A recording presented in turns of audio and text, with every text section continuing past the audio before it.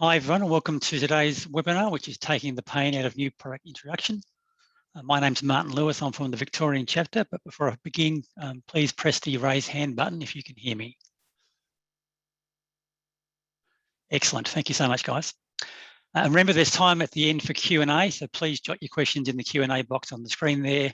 There's also going to be a recorded version of today's webinar. It's going to be posted in the closed ASCI members LinkedIn group afterwards, if you want to share that with your friends and family and colleagues. Chris, can we move to the next slide, please?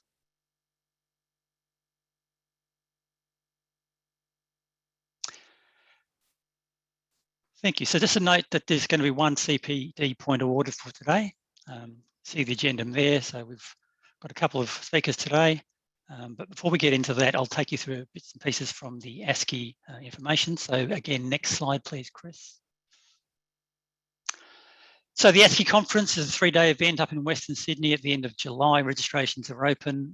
Tickets do include the awards there as well. So please try and make it up there if you can, if you're Melbourne based, or not New South Wales based, I suppose. Also in terms of the learning, head over to the ASCI website tab, the learning tab, to understand what courses are available. There's some good short self-paced courses in all areas of supply chain management from our partners at the Institute for Supply Management. And lastly, don't forget to visit the What's On tab, listing all the events coming up in June and July in the Masterclass series. And again, next slide, please, Chris. Now, if you haven't yet got around to registration or you don't know much about it, please visit the ASCI website registration tab to find out how you can be recognised for your career achievements in supply chain management. It's currently free for ASCI members to be assessed until the end of this month only. After that, assessments will cost $100 each, and these can be purchased from the ASCI store. Key benefits listed there, but really it's around enhancing your career with additional certification, getting recognition for the expertise and academic achievements, and also helping to demonstrate your commitment to ethics and continued learning and helping us to professionalise the standards of the profession. In terms of registration, there are 4 categories: procurement, logistics, operations, and ILS, integrated logistics support. You can only choose one. Yes, I did ask. There is a professional supply chain manager certification being planned, but that's not until 2025. Now, may I introduce you our keynote speakers for today, Stuart and Chris. So Stuart Harmon is Director of the Wight Asia Pacific. Stuart has spent 20 years working in manufacturing organisations around the world, gaining extensive experience in operations, sales and marketing, supply chain, and general management. He now works with all the Wight clients across Asia Pacific to assist their business improvement efforts through engaging senior management and providing education and coaching to build in-house expertise. An acknowledged expert in integrated business planning, Stuart has also specialist expertise in strategy management, purchasing, private label, and business improvement techniques. He's also co-creator of the integrated technical planning process. Chris Hannon is Senior Solution Architect with Board Australia. He's an experienced strategy consultant, business manager, and software solution architect. Chris brings a unique blend of strategy and technology experience. His functional experience encompasses all group finance processes, as well as sales and operations planning and integrated business planning. He's an experienced change manager and transformation leader. Chris is enthusiastic about innovative planning practices. As a business manager, Chris developed a disruptive forecasting model that he has since deployed in many contexts. He's a thought leader in project portfolio management and its application to new product development and other resource management processes. He has extensive experience with strategy deployment and helping companies enforce the link between strategy and operations. Chris believes that we're on the cusp of a revolution in how companies plan. Approaches that are more integrated and scenario-based have the potential to dramatically improve business performance and confer competitive advantage. Chris has also received an MBA from NYU's Stern School of Business. So over to you, gentlemen. I'll leave it here, Chris, then.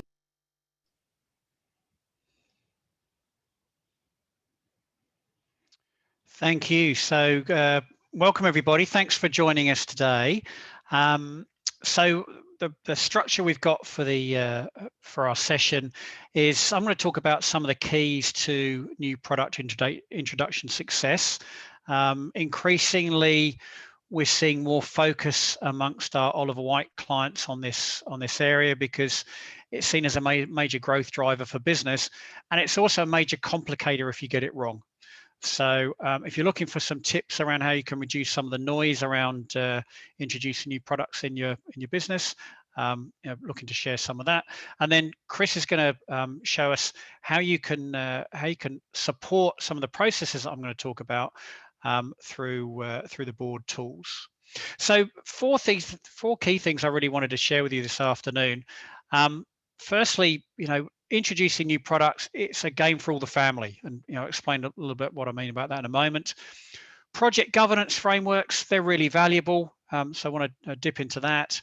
The world of new product introduction is one of uncertainty, so we'll talk about some of the approaches you can take there, and also then the value of contingency plans. So four key topics we're going to touch upon the next few minutes. So next slide, thanks, Chris.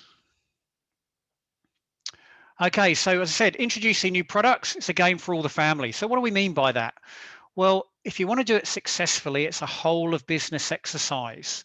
Typically, we'll see the marketing function, the marketing group as the owners in an organization of the new product introduction process, or sometimes we see a function called product. However, we need all the functions to contribute for us to launch on time and to have the highest chance of success. So, we've captured on this slide some of the other functions that we typically see involved, and give you an example of where we've seen this breakdown. I remember a client that I worked with a few years back where they were a textile company. And they introduced a brand new line of really high-end textile products that they were going to sell in the boutiques of Double Bay and Toorak, and really high value add. Unfortunately, nobody told the sales team, so we were called in to help them solve an inventory problem, which was $5 million worth of stock of this new range that just wasn't moving. What we found was when we had a look at the issue was that no one had told the sales team. They weren't equipped with the selling story for that new product. They didn't have the relationships with the points of distribution, and hence it hadn't sold. So making sure that we've got the capability to sell whatever we're introducing to the market is really important. Procurement, they're often left out of the process for too long, and so we often work with organizations where the procurement team tell us, well, we have to air freight all the raw materials in because we don't we don't get long enough. We're violating our suppliers' lead times with these timelines we've been given from the projects. Another one I'd call out that's in our experience often left out is logistics and warehousing. So it's all well and good to create a new product, but we have to be able to store it, and we have to be able to ship it, and we have to be able to do that safely and effectively. We don't want to damage it. So getting the logistics and warehouse team in at the appropriate point in the project, really vital.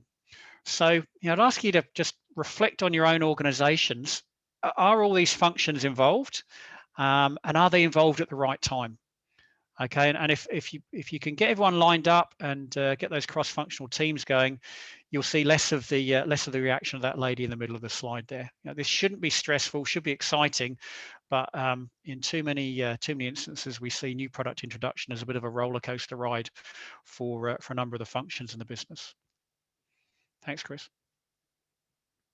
So project governance frameworks are really useful around providing control of new product introductions if you use them. So what we've depicted here are some of the governance frameworks that we see in common usage. These have been around for a number of years now. And if I start at the top of the slide, the first one there, the business filter. Now, what we're representing here, these are all the projects that are on the go at any one time in an organization, projects that are going to change the portfolio of products and or services that we offer to the market. Okay, so this view is about understanding the entirety of our product introduction or product deletion activity, and on a monthly basis, typically checking in through our integrated business planning process, through the product management review step, or some organizations are now calling that the portfolio review step, checking in on what's changed around individual projects by exception, understanding what's changed in the external environment, and whether that has an impact then on the priorities that we're giving to individual projects within the whole group of projects that we're working on. What we really want to understand is, should this still have the same level of priority as we assigned to it last month? If we have any changes in resource availability to work on these projects, how are we taking that into account? I'm yet to work with a company where we have more resources than we have ambition in the new product area. So generally, we have to do some sort of prioritization. So this idea of having a business filter is one where we want to make sure that we're focusing our effort, our time, our resources on the priority projects. So those projects that are going to deliver the biggest bang for buck, the biggest impact to the business. So the business filter is a governance framework, governance process that we would check in on a monthly basis. And we're looking, as I say, at all the projects that we've got on the go. As we come down a level, we've got the stage and gate process. Now, most companies that we interact with at Oliver Wight have some form of stage gate or stage and gate process in place. Unfortunately, we don't see too many companies that are doing this really well.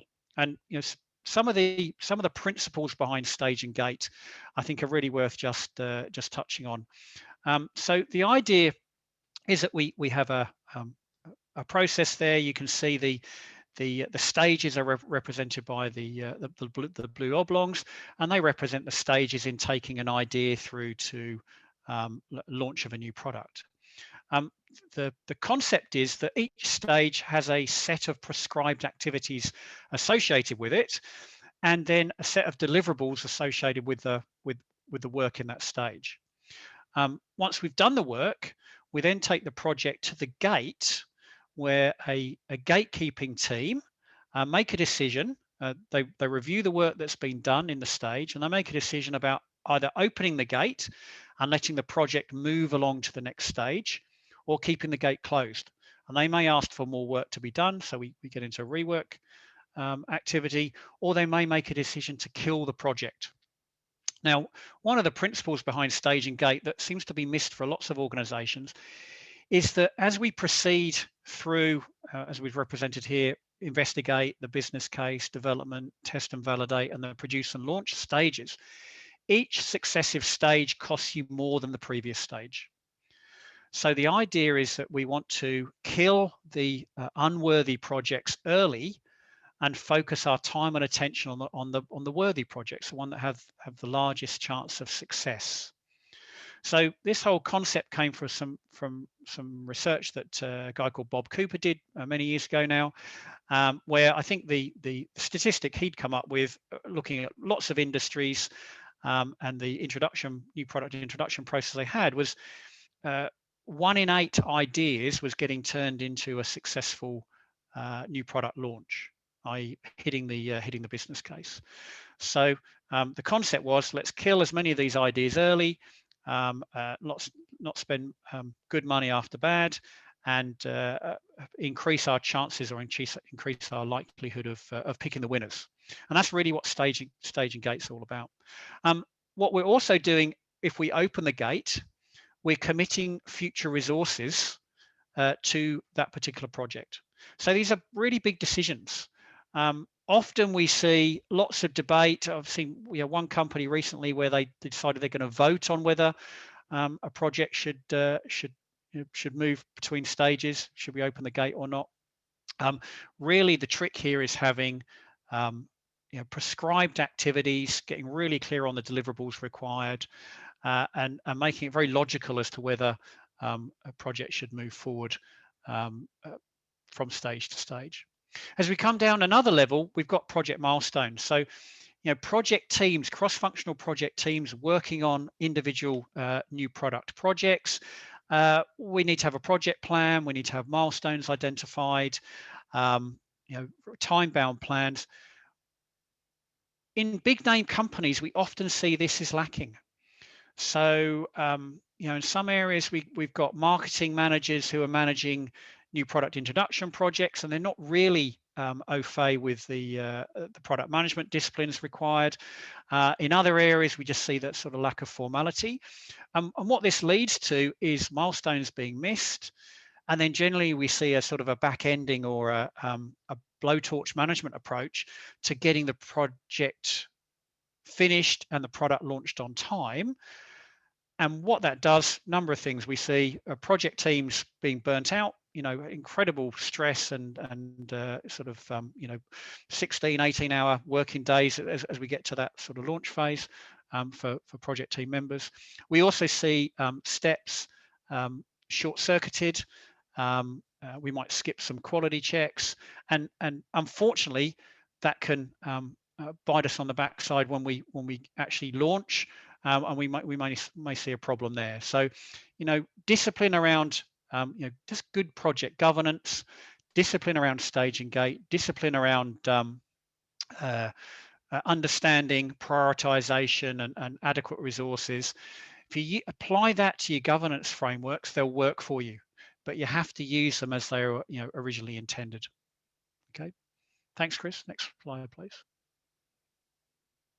So, forecasting new products is hard. So if there are any demand planners on the call, or anyone that's been involved in that function over your careers, you'll know what I'm talking about. We're in some cases coming up with something that's completely new, hasn't been in the market before. It might be completely new to us, and lots of companies get really fixated on trying to hit a number, saying we've agreed on a number internally. If they have agreed, often we see a marketing team that's got an idea of what the rate of sale will be, and then a sales team that's got a different view, and no one can really get agreed on what the plan should be for the launch. Now, assuming you can get alignment on that, a really useful tactic actually is to embrace the uncertainty associated with new products and ask the question, what if? What if we oversell by 30%, or what if we oversell by 100% in the launch phase? What if we undersell by 50%? What will we do? So asking that question, what will we do in the event of, or what will we do if, is really useful, because it prompts us then to come up with a plan B or a plan C. Okay, and as we're thinking this through, I'd encourage you to if you're going to take this back and apply it in your workplace, understand the constraints and lead times involved in changing the plan. So if we're overselling, we've got to get some more raw material. What's involved? How long will it take us? Can we physically do it? Will there be additional cost involved? This is where premium freight or overtime at our suppliers might come in. If we're underselling to the plan, what will be involved in pulling those demand levers so we can increase the rate of sale? Now, if we think there's a high likelihood of underselling, we might want to take a position where we might spend a little bit more on the initial purchase of raw materials. We may not buy as large a volume, so that we're mitigating the risk involved in selling less than we plan to. Okay. Now, taking a best for business view when you do this is really important. It shouldn't be best for supply chain or best for the sales team. This is a whole of business process. And we want to understand best for business or least worst for business outcomes, and then develop what we call executable contingency plans. So back when COVID first hit, we asked a lot of our clients, are you scenario planning? And they said, yes, we are. And we said, okay, show us. And what we found was a lot of clients were talking about scenario plans, but what we weren't actually seeing was something that they could execute in the event of the world turning out slightly different to what they had in their the most likely outcome plan. So that word executable is really important. For something to be executable, have someone who's accountable for it. Let's understand where the resource is going to come from. Let's understand lead time. Get plan B in place, get plan C in place, so that if you need it, you can execute it. So question, my challenge to you, are your new project teams doing this? Are you asking those what ifs? Are you planning for uncertainty? Are you taking a best for business view? And are you coming up with these contingency plans? So Chris, next slide, please. So the real trick with contingency plans, let's have them, but if you can get them pre-approved, you take your performance up to a whole nother level. So if we can pre-approve contingency plans, it makes you agile. So what do we mean by pre-approved? Well, as what we're seeing the leading organizations, as part of their stage and gate process, they're actually saying, well, you can't move on to the next stage unless we've done the what if, we've got the contingency plans in place. And then they're looking to get the leadership team or whatever level of management to approve those plan B or plan C and the trigger points for action, so that in the event that we see sales not coming as we planned, either overselling or underselling, we've empowered the key people in the business to take action. Now that saves us a bundle of time if we can do that early, because what typically plays out is, we're monitoring sales of our new product, and it's not quite going according to plan. We sort of second guessing ourselves. At some stage, we'll call the senior management in, and then they'll want an investigation. We'll try and come up with root cause, and then we might take some action. And generally, that's too late. We might have missed the opportunity in the marketplace, or we might now be looking at having to write off stock if it's a perishable good, or we might be sitting on a bundle of inventory, like the textile example that I gave you earlier. So if we can sign off, identify and agree on who will do what in the event that we need to invoke the plan B or plan C, you can really minimize the time required to make your minds up, and you can mitigate the impact, get a best for business outcome or a least worst for business outcome quicker than you typically would. So again, my challenge to you is your business doing this? If you're not, just question why, and I'd encourage you really to think about contingency plans and getting them pre-approved. It's really we're seeing it's a big opportunity amongst many organizations to reduce the impact of things not happening just as we thought they would in this big area of uncertainty around launching new products and launching innovation. So really wanted us to touch on a few of the keys there, set the scene. I'm going to hand over now to Chris, who's going to show us how we can use a system to enable aspects of the process that we've just been through. Thanks, Chris. Great, thank you, Stuart. And let me just Stuart, can you see my screen now? Yes. Great. Good. Sorry, I can see you. I can't see your. I'm still looking at that pre-approved slide. Okay. Bear with me.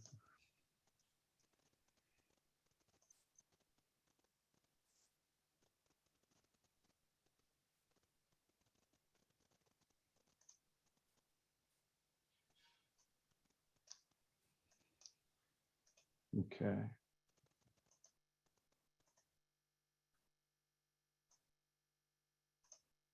Okay, how's that? Great, got it. Yep. Good. Okay, so let's go through, and what I've done is I've logged into Board, the Board software, and this is an example model, our demonstration model. It's a business called Activa. I'm just going to go through this and just talk about some of the points that Stuart raised, and talk a little bit about how we think technology can support and enhance some of the better practices that Stuart referred to. So this is the home screen. So I've logged in as a new product manager, and I've been taken to my home screen. Now, I'm not going to spend time on this today because we're going to get straight into the new products piece, but just briefly to set the context. Both for myself and for other users, I often want to be able to review some financial information, some sales information, some operational information. And so that's what I would do on my personalized dashboard. As well, our organization, this organization has a fully fledged integrated business planning approach in Board.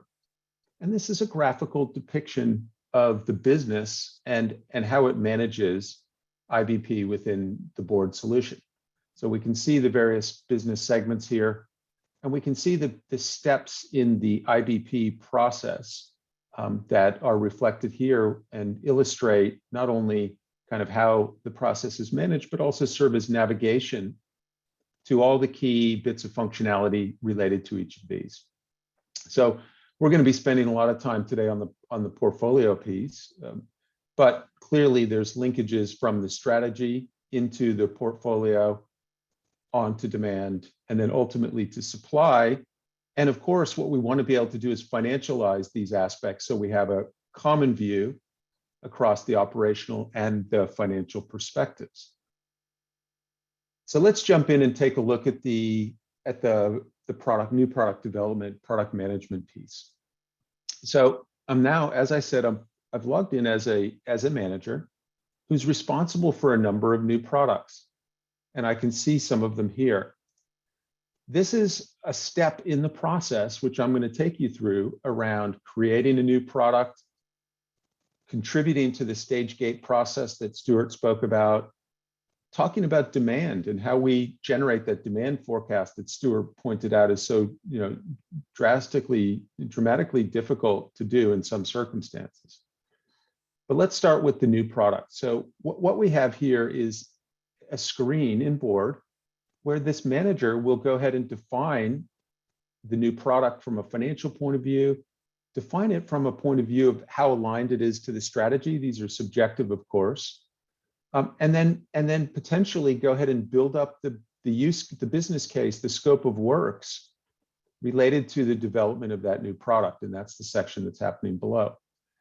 So at the very least, we need the financial assumptions, which will allow the governance team to review and approve projects and to understand the financial implications of those projects. So these are simply inputs, and I can change these as I see fit. Even including things like the discount rate. Now that might be centrally controlled based on the type of new product, but maybe you want to be able to allow those team members to model it.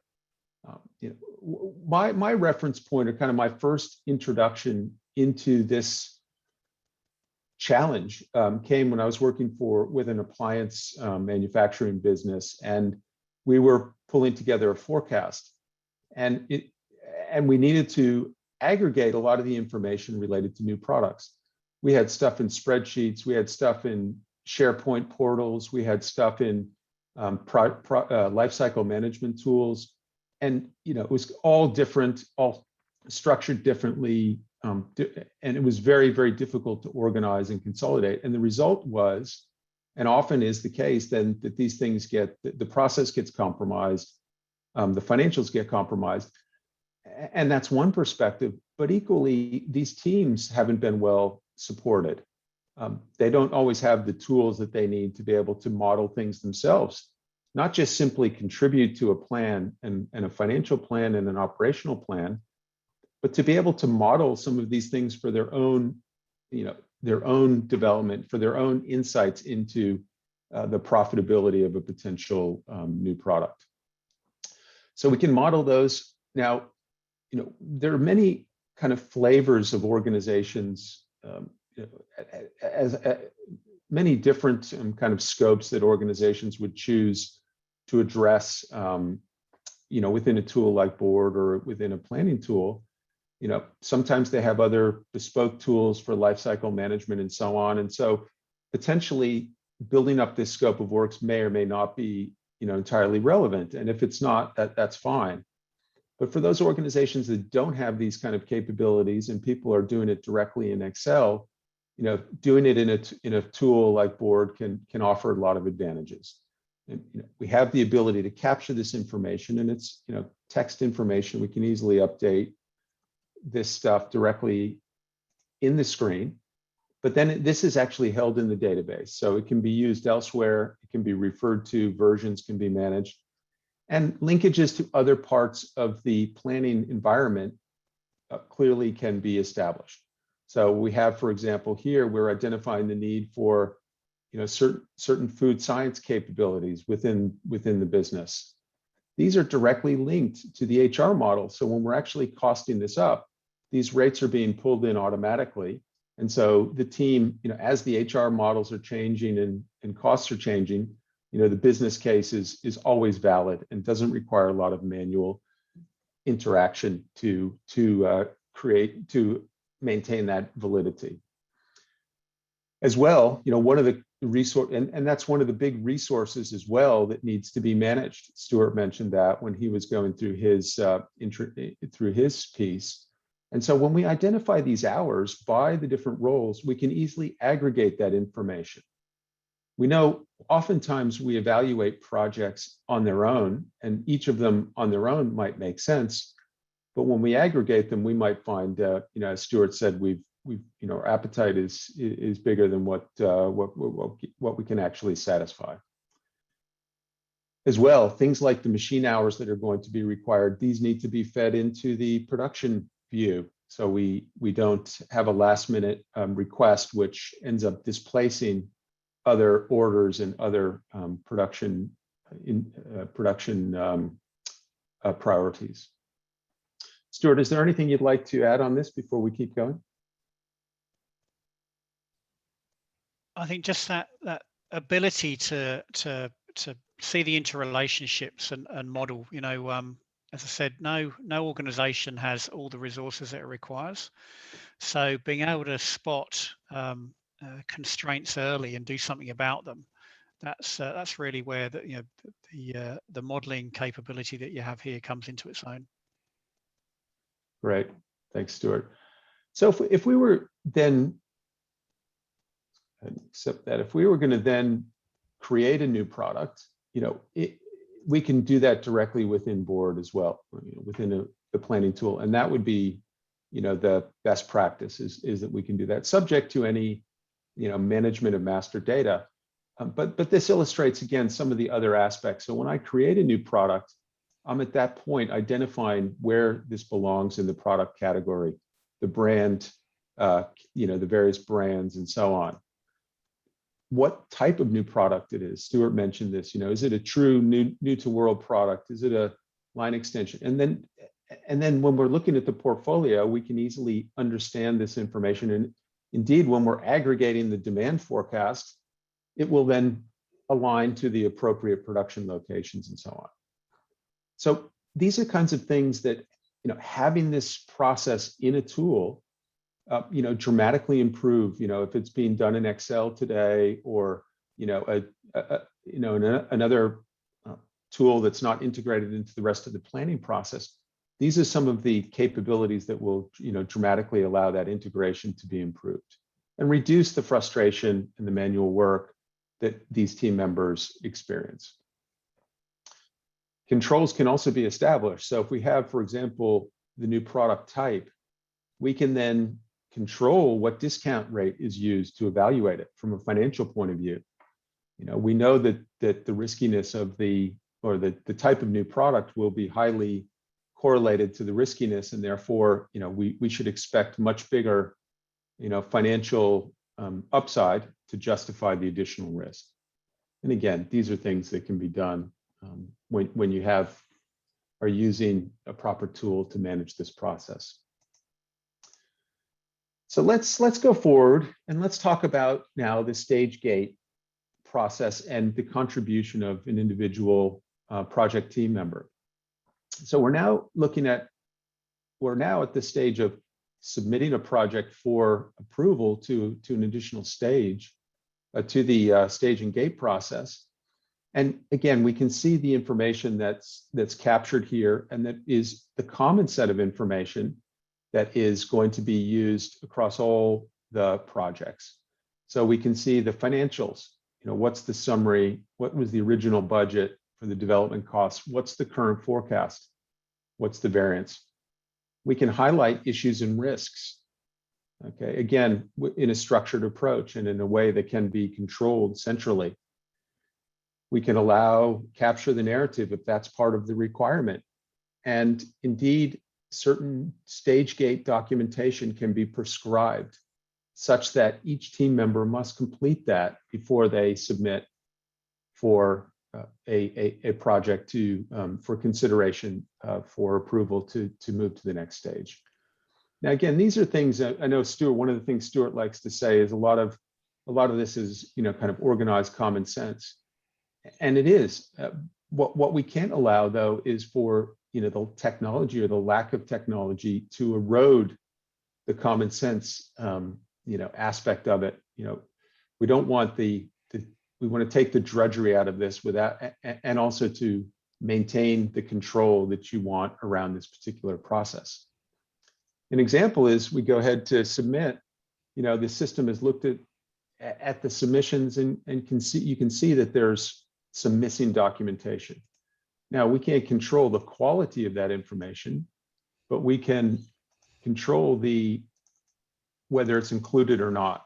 Now, a lot of times these things, it's not about Big Brother and kind of looking over people's shoulders. It's about creating a process and an environment that people respect and that they treat with respect. And so when there's, things aren't happening, it's not a question of necessarily pointing fingers, but it just drives the right behavior. That's Chris, been my experience. Yeah, and it's worthwhile just I'd like to jump in and say, look, we often see the whole senior executive team in a business playing the role of the gatekeeper in stage and gate. And actually, if we're clear, if we understand the prescribed work that has to be done for each stage, and we're clear on the deliverables that have to be presented to the gate, actually we don't need to tie up your most expensive people assets in determining whether this project's now worthy to move on to the next stage. We could use middle managers. As long as someone's been trained in how the process works, they can be a gatekeeper. It should be that logical. But in the absence of the rigor around the design and having a tool to keep you honest, as Chris is demonstrating here, we end up dragging in our most expensive, our most senior people to make decisions about this stuff. And then they get distracted and we end up re-prosecuting strategy, and it just turns into a talk fest. So, what I love about this is you can use the tool to support that process discipline. Yeah, thank you for that, Stuart.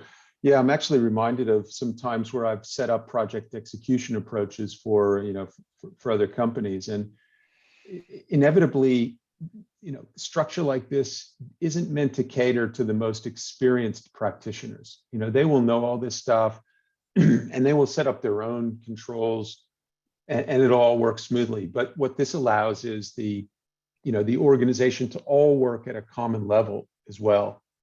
And to make sure that we kind of bring up those people who aren't, deep in, project governance, to bring them up a level as well. So let's go on and talk about some aspects of the forecasting. Bear with me.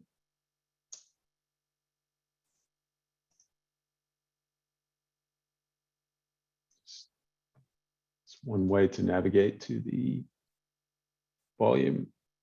So when we're preparing the forecast, this is where we start to, at whatever stage an organization wants to start looking at incorporating that new product into the volume forecast, we need to start thinking about a few things. One is the original volume that we projected for this particular new product. That was part of the business case, and that would be reviewed at each stage gate as part of the confirmation. But at the time we actually want to prepare the volume forecast, in this particular case, what we're going to do is, be informed by other products that we've used. So we're looking at, what comparable product do we want to use for this forecast? And that's doing things like looking at what the experience of that product was at launch, looking at things like seasonality and other, impacts. Equally, we need to consider cannibalization. What SKU or SKUs is being cannibalized by this, and how are we going to incorporate that into and let's say it's the same, Rocky Road, but it could be different, of course. And with that, what we're doing is now turning this initial assumed forecast into something that then can be used by the rest of the planning process. Okay, so what we've done is taken a profile from launch. This is being launched in September 2021, and informing that based on the choice of the SKU that we used as the basis. We've got an assumption around cannibalization, and these could be as granular and as configured, around specific requirements as people want. But what we're also doing is looking at some of those. What if we do half the volume? What if we do double the volume? Okay, and at this point, we've generated a forecast across all those scenarios. We can visualize those over time, and we can consider the cannibalization impact as well. Now, there's numerous possible touch points from here. We talk about all of the modeling around inventory that's required at launch, inventory that's required by period. What does that, how does that flow into production and contribute to identifying capacity issues at all stages of the supply chain. As well, this is where, when Stuart spoke before about the pre-approved plans, at this point we could, we have linkages here, for example, to the kind of reconciliation tracker, but equally, linkages to the approval, recognizing the approval for additional marketing at launch or other, pre-approved actions as Stuart referred to them. So we get the data. Really, the message is we can run as many scenarios as we want. We can get the data structured the way we need it to be in order to then enable all these other, business actions to take place. And ultimately, this is kind of, a sense, private modeling of scenarios. And then at some point, we want to submit call it the official version, to the rest of the planning process. And that's where we can then go ahead and just select, which is the version we're going to promote into the rest of the planning. Now, the rest of the planning process can also have as many versions as we need it to have, but it is sometimes, I think it's useful to illustrate that there can be both a, kind of private running of scenarios as well as a more public, running of scenarios. So I'm now going to move and take a look at from the perspective of the new product, from the portfolio team and the evaluation of the portfolio. So I'm the head of portfolio. I'm now looking at the entire portfolio. And the first thing I'm judging is how aligned is the current portfolio to our strategy, and how much is it going to contribute to the financial targets that we have for the coming few financial years. And that's really what this illustrates, and where are these projects in various stages of launch? At what project stage is each project as well? Keeping in mind the kill rates and so on, we'd expect to see plenty more in the concept stage in order to deliver a number to ultimately be launched. And Chris, this is a really neat bit of functionality you've got here in Board. You've been able to create this visual of the funnel. So it's with a client just last month where we'd helped them set up this sort of visualization, and by color coding the different categories of product project, they are able to come to the conclusion really quickly that actually a category that they see as a big plank in their 5-year strategy, they only had one new product project coming up for next year, and they, oh wow, gosh, we don't have enough, and that's really triggered a whole lot of activity within their business to go and find some more innovation. Now, before that, it just wasn't represented in a way they could easily draw that conclusion. So this visualization, really powerful way of ensuring that we're focused on the important things. Yes, yeah, and I didn't. Thanks for that, Stuart. And I didn't illustrate here as well all of the categorization that we did of the project at initiation. So, mapping it into a category, into a line, into a warehouse, location type, freezer, ambient, chilled, and so on, can all be used. So we can filter this information down. We've got, typically would see, dozens or hundreds of new products. So the ability to kind of slice and dice that information, definitely, is possible and contributes, it sounds like, to the kind of transparency that helps business decision making.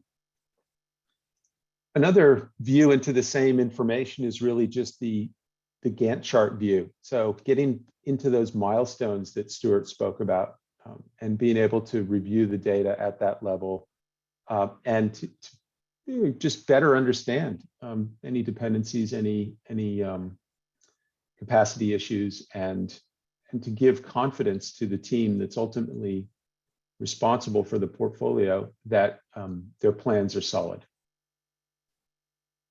We could talk on resource management, but time doesn't allow today. And equally, modeling the overall demand across all the new products, that would be something that we would expect at that stage as well.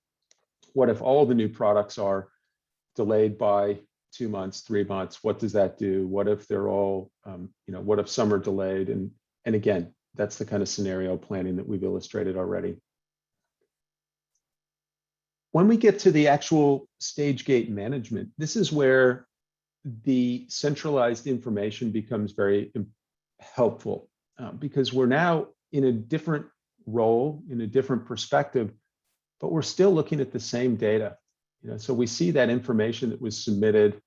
We can drill into that. We can open up that file, see what it is, and make sure that it's.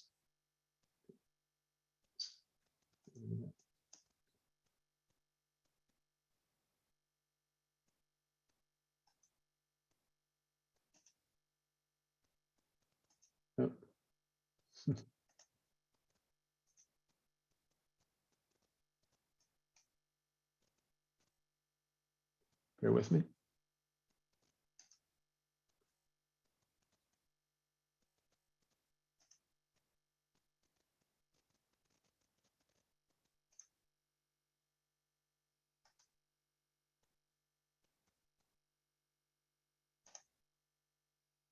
Excuse me. Okay, let's get that.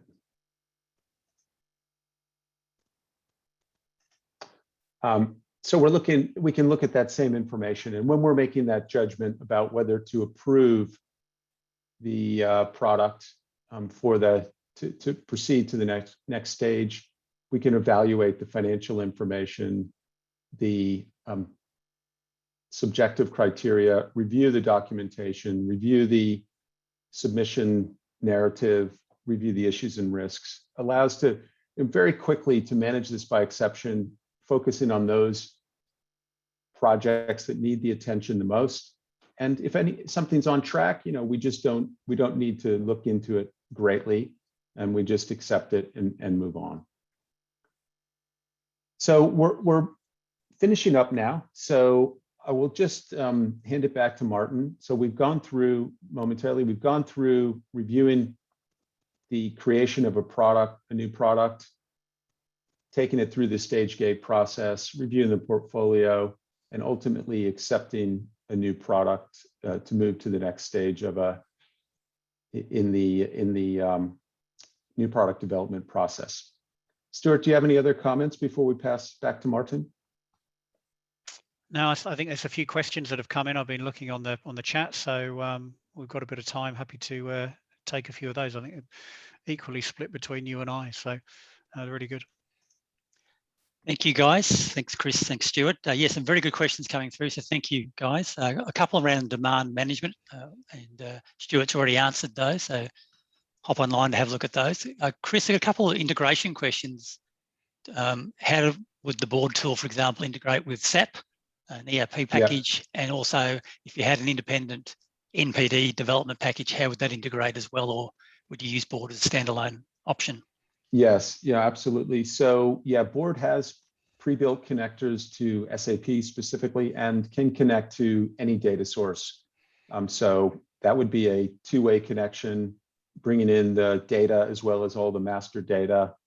and the master data can be enriched directly in the tool as well. So yes, that's something that we do all the time and we'd expect to do in any particular implementation. As far as the lifecycle management tool, the question I think that often comes up is, well, the point is, what's the latest that this information should be part of the common planning environment? And I think by the time you are starting to forecast for demand and you need that to be reflected in all your other planning activities, that data should be in board. It can be taken directly from another source and brought into board just like any other source. Cool, thank you. And a question here also around the Gantt chart you showed. How was that generated? Oh, that's a capability that exists directly within board. So it's a type of object, and it just works off of the dates. You know, it has all the dimensionality associated with it, product and the stages and the dates. Board manages dates, holds dates within the database, and can use those. And this is one of the ways it can use them. Cool, thank you. Stuart, a question for you around maybe the aggregate resource management of an MPD project team, for example. How have you seen work standards develop so that you know that this project will consume this amount of time by this sort of person? Yeah, that's a really good question. So, so some keys to this one: group similar types of projects. So, a new to the world innovation typically has quite a different resource profile than a packaging change, for instance. So, you know, especially in the FMCG area, we might see lots of sort of flavor swaps, flavor reformulations. You know, so generally there's 4 or 5 typical similar project types, similar product project types, and then look at a roughly right rather than exactly wrong view of the resources required. Now, we recommend that you would focus in on the constrained resources, but interestingly, having done this with a client a few months back, one of the big constraints they identified in their process was around the finance team, and you know, they'd identified, in order to get business cases done and with the timing of range reviews of the major grocery retailers, that was going to put a big squeeze on the finance team at the time when they're also looking to get budgets squared away. So by understanding that, they were able to then smooth the workload, start some things earlier, get some additional resource in to take that sort of big peak away. So it's really understanding, you know, what's involved in a project, and it's back to that cross-functional piece. Often we're really good at getting the aggregate resources right for the development team, but less good at getting it for the other functions that have to be involved for a successful project. So you understand seasonality, understand where the big demands are on time, and really zero in on those. And what we want to do is create a conversation that enables you to dive deeper, rather than starting off at the detail level straight away. The intent is not to create a resource planning tool that you need, you know, to spend hour upon hour on. It's should be indicative, and then show you where you might have some issues you've got to go and look at in a bit more detail. Excellent, thank you.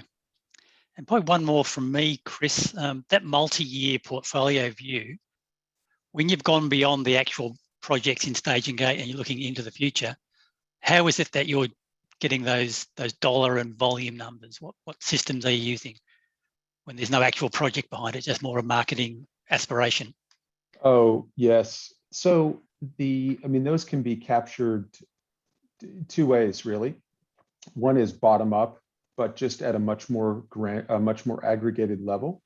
The other is it could be just coming from our top-down plan. So something we didn't talk about today, but board is used for the strategic planning and top-down planning. And so if, in a sense, if there was so either bottom up, you know, by kind of category or by technology, or top down based on the target. Thank you. Well, probably about all the time that we've got. Anything else you'd like to say, Chris or Stuart? No, I just to say that, well, one thing, Stuart and I are both going to be at the conference in July. So if any of this has resonated with you, please come and say hello to either or both of us. We'd love to chat to you. Yeah, likewise. I think thanks for the opportunity today. Yeah, we'll be at the conference. If you've got any more questions, feel free. You can contact me through the Oliver Wight website. Look me up on LinkedIn. Very happy to either start some conversations or continue some conversations. I hope the content's been useful for you. Thank you, guys. We've probably spent about 8 hours on this topic. Still knocking off the demand management piece. So. Yeah, thank you so much for your time today. It's been great. Thank you for everyone who dialed in today to attend it. It's been a really valuable session. Thank you, everybody, and see you later. Thanks, everyone. Thanks. Have a good afternoon. Have a good day.